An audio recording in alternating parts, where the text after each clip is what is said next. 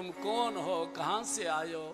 इतने मीठे मीठे वचन के राम प्रभु श्री राम अयोध्या आ रहे हैं, पहली बार कानों से सुन रहे, कोई तुम मायावी तो नहीं हो। और भरत जी के भाव में हनुमान जी इतने विभोर हो गए कि अपना ब्राह्मण वेश त्याग दिया और प्रकट वेश में मारुत सूत में कपि हनुमाना, मारुत सूत में कपि हनुमाना, नाम मोर सुन कृपा निधाना, नाम मोर सुन कृपा निधाना। मैं मारुति पुत्र हनुमान मेरा नाम है, प्रभु श्री राम के चरणों का दास हूँ, सेवक हूँ, ये समाचार मैं लेकर आया हूँ।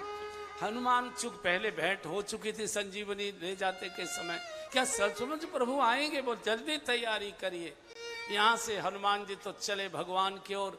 आज श्री भरत जी ने रथ नहीं लिया, अपने गले में स्वयं ढोल लटकाया और ढोल बजाते अयोध्या के राजमार्गों पर बोलते जा रहे हैं, जोर जोर से पुकार रहे हैं, ए अयोध्या के नागरिकों, ए अवधवासियों, जल्दी अयोध्या को सजाओ, गलियां साफ करो, इत्रों का छिड़काव करो, तोरण द्वार बनाओ, झंडियां लगाओ, भगवान श्री राम आ रहे हैं, राम आ रहे हैं, राम आ रहे हैं। जैसे अवध के नागरिकों के कानों में 14 वर्ष के बाद ये अमृतमयी वाणी आई कि प्रभु श्री राम आ रहे हैं, जैसे कोई मई जून के महीने में सरोवर सूख रहा हो और एक एक बूंद जल के लिए कीचड़ में मछलियां फड़फड़ा रही, उसी समय घनघोर वर्षा हो जाए तो जैसे मछलियों के प्राण शक्ति आ जाती है, ऐसे ही अवध के नागरिक 14 वर्ष से भूखे प्यासे उतरे हुए चेहरे, खड़े होने की सामर्थ्य नहीं,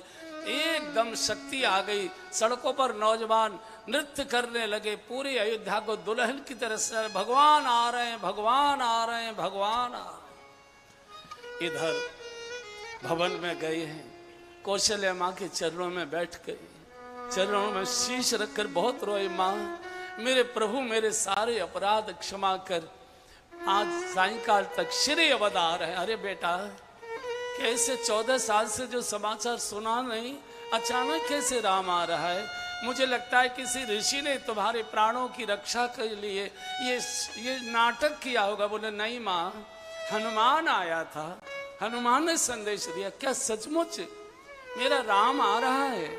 इन आंखों से मैं राम का दर्शन कर लूंगी, इन आंखों से मैं अपनी बिटिया जानकी जी को देख सकूंगी, बेटा लखन को हृदय से लगाकर दुलार कर। हाँ माँ, तीनों शाम। इतने में तो एक कौवा आया है, अटारी पर बैठकर कांव कांव किया है।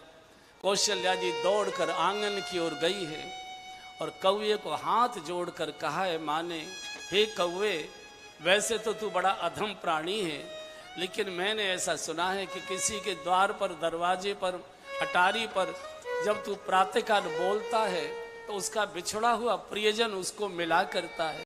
अगर आज तेरी वाणी सत्य हो जाए और मेरे तीनों बालक अयोध्या आ जाएं, तो हे कौवे, मैं तेरी चोंच में मणियां मढ़वा दूंगी, अयोध्या के चौराहे पर सुवर्ण का तेरा मंदिर बनाऊंगी, किसी देवता की मूर्ति नहीं होगी, उसमें तेरी मूर्ति लगाऊंगी, सुबह शाम तेरी आरती उतारा करूंगी। हाथ जोड़कर माँ ने प्रणाम किया, कौवा उड़कर चला गया। शास्त्र कहता है सामान्य कौवा नहीं था, ये साक्षात काकभूषुंड जी स्वयं आए थे। काकभूषुंड जी को लगा कि जिस माँ के हाथ का बना हुआ मालपुआ में खाता रहा बचपन में, आज भगवान के आगमन का शुभ समाचार भी मैं ही दूंगा। पूरी अयोध्या दुल्हन की तरह सजी है, एकदम सरयू के किनारे अपार भीड़ पहुंच गई, चूंकि विमान वही उतरने वाला था।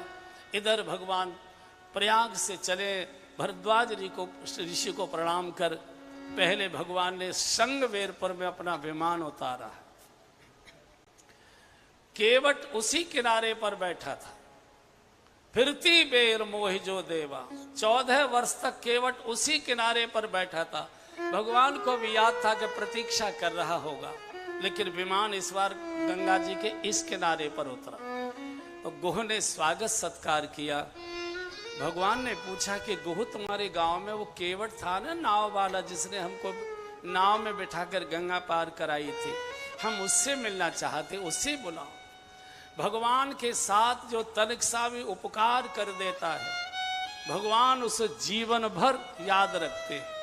14 वर्ष के बाद आए हैं, केवट याद आ रहा है, अयोध्या इतनी याद नहीं है, केवट वहीं बैठा था। तो गुह के बुलावे पर जब केवट आया, भगवान ने पूछा कि केवट कैसे हो भैया, परिवार बाल बच्चे? लड़ पड़ा। जब गांठ में कुछ देने को नहीं था तो भैया केवट था, अब विमान मिल गया, ऊपर से लांग कर निकले आए, उड़कर चले आए। भगवान ने कहा कि केवट, इच्छा तो थी कि तेरी नाव से ही वापस लौटते, लेकिन संकोच लग रहा था। पहली बार एक ही बार की उतराई नहीं दे पाए, दूसरी बार का कर्जा किस मुंह से करे, क्षमा कर दो। केवट रो पड़ा, नहीं प्रभु,